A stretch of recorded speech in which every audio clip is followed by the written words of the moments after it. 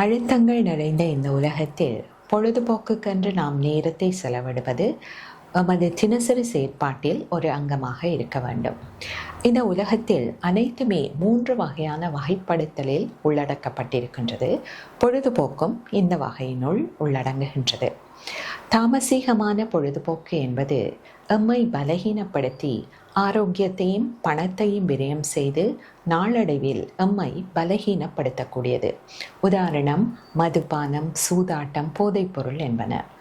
ராஜசீகமான பொழுதுபோக்குகள் எமது மனதில் பரபரப்பை ஏற்படுத்தி நாளடைவில் உடலையும் மனதையும் பலகீனப்படுத்தக்கூடியவை. உதாரணமாக திகில் திரைப்படங்கள், கணனி விளையாட்டுகள் என்பன. மாறாக சாத்திகமான பொழுதுபோக்குகள் எமது மனதை அமைதிப்படுத்தி ஆனந்தத்தையும் மன நிறைவையும் நமக்கு தருவன. உதாரணமாக சத்சங்கங்கள், மேம்பட்ட மனிதர்களுடைய கூட்டுறவு, இசை, வாத்திய கருவிகள் வாசித்தல், இயற்கையோடு நேரம் செலவிடுதல், விளையாட்டுகள் என்பன. நன்றி.